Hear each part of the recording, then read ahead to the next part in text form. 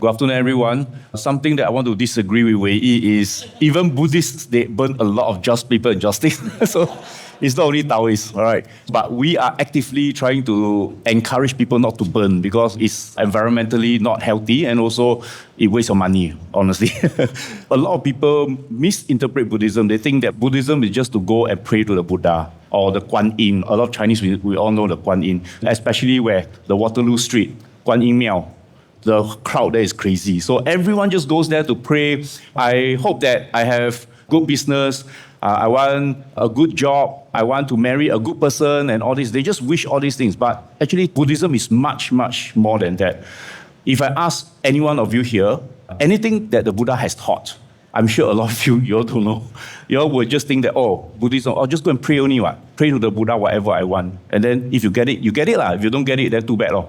But that's not the case at all, okay? Because the Buddha has actually taught us a lot of things that is very, very applicable to our daily life. What I will do is I will demonstrate it by using a very common phenomenon in society now, and then how we can apply Buddhist concepts to try to resolve the issues. So the phenomenon now is that because of the growing influence of social media usage, I'm sure all of you here, you have Facebook, you watch TikTok, you watch YouTube, right? And because of the global connectivity, so we have actually greater awareness of the issues that were once overlooked in the past. Every rose has a thorn. There's a saying that goes like that. That means whatever scenario there is, there will definitely be a bad side to it. Yes, we know about the issues, but then because of this heightened sensitivity, we also have cancel culture now. I'm not sure whether all of you are aware. Cancel culture basically means you write something online, all right, or even you say something outside, and then when people don't like it, they will gang up and then they will attack you. And then they say, no, you cannot do this. And then a lot of issues will start to happen. So this is what is cancel culture now. This phenomenon is very harmful, not only to the targeted individuals or organizations, but to society as a whole. Why? Because today we are talking about social cohesion. We can only have cohesion when we talk to each other. But what happens with cancel culture is that once cancel culture takes root in the society, nobody will dare to talk anymore. Because wherever I say something that is different from another person, or rather different from the majority will start to attack me. Then I'll just stop talking, and over a long period of time, everyone will just stop talking, and you will just follow the crowd. So that is why cancel culture is actually not healthy for us at all. So in this case, we need to actually address this issue of cancel culture and the detrimental effects on open dialogue. And that is what we really need to strike a balance between accountability and constructive criticism. So this balance can be achieved by fostering an environment where individuals are encouraged to engage in thoughtful discourse rather than fear of retribution for expressing in differing views. So how does Buddhism address this issue?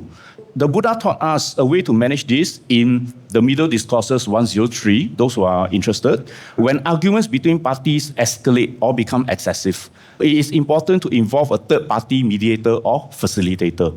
A very good example is those moderators in online forums. For example, you go and type on Facebook, and then you see that there are a lot of people quarreling there. There must be a moderator there. It can be Facebook themselves or some other people to moderate it so that you stop everything, but you still allow people to continue to communicate. You don't totally block everything. But one important thing for these facilitators or moderators is that they must be neutral.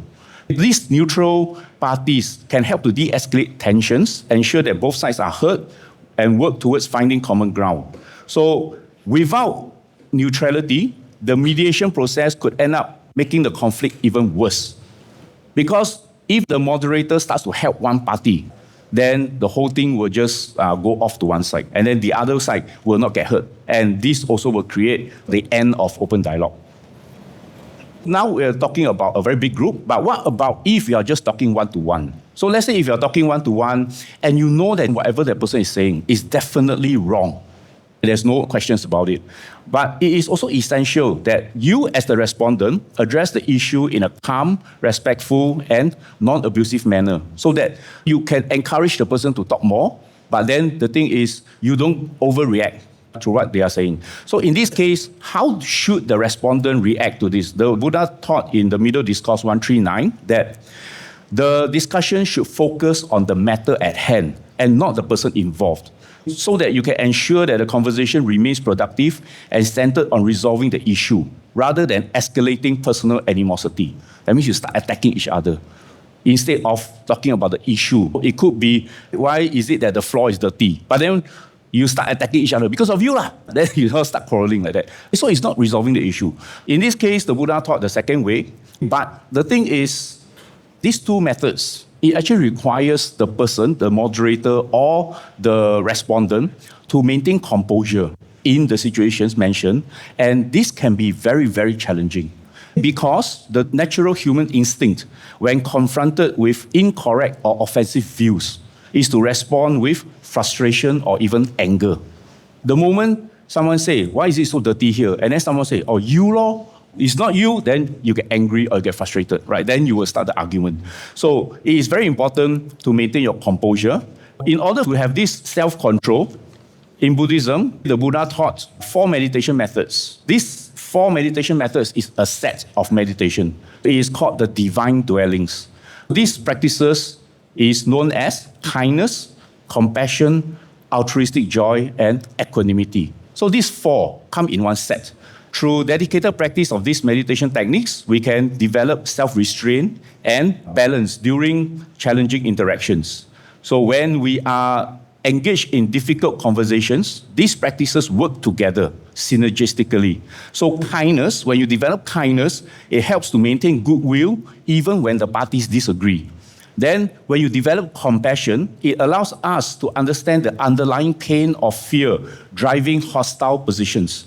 Sometimes the other person may be hostile towards you, but it's not because the person is hostile naturally. There could be some other underlying reasons that we have not discovered yet. So with compassion, we can understand that there may be something going on that we are not aware of yet. Next, altruistic joy will help us genuinely celebrate moments of mutual understanding. There will be times in the argument where we can agree with each other. So that is the time where the altruistic joy will come in and we really celebrate it. Lastly, equanimity will keep us balanced when emotions run high. When we are too excited, too angry, then with equanimity, our feelings can actually calm down and we can speak in a calm manner. So these qualities serve as powerful antidotes to reactive emotions. So we need to cultivate these 4 qualities because we can see their transformative effect, not only in our conversations, but also in all aspects of our lives. So once you start to develop this, you will see that whatever you do, it can actually fully integrate into your life, into your daily activities. And since these 4 universal meditation techniques are accessible to all, transcending barriers of race, religion, social status, and cultural background, they serve as a powerful tool for fostering social cohesion. Because think about it, which race, which religion does not want kindness amongst their people, does not want compassion amongst their people, does not want altruistic joy, you feel happy for others, and also equanimity, you feel calm in times of hardships. Everyone will want this, all these 4 qualities. So this is why this is a universal tool for social cohesion. So in closing, I just want to highlight another of Buddha's teaching, which is the thoughts that we repeatedly dwell upon and ponder shape the direction of our mind. So if we always have negative thoughts, when we talk to people, when we do things, it will also have a lot of negative aspects to it, and people can sense it. So this is what the Buddha means. As we navigate the complexities of modern discourse, let us strive to cultivate the mind with knowledge and wisdom that the Buddha taught, which is to embrace the principles of kindness, compassion, altruistic joy, and equanimity, so that we can transform the challenges of division into opportunities for unity. Lastly, social cohesion is a collective responsibility. It cannot be achieved by the efforts of a single group or an individual alone. It requires the active participation and commitment of every member of society. Just like here, all the faiths here, we are trying to contribute to social cohesion. So as the Buddhist community, we stand ready to contribute our knowledge and practices to this shared endeavor. Together with open hearts and minds, we can foster a society where dialogue is not feared, where accountability is tempered with empathy, and where the light of the divine dwellings guides us towards a more inclusive and harmonious future. Thank you.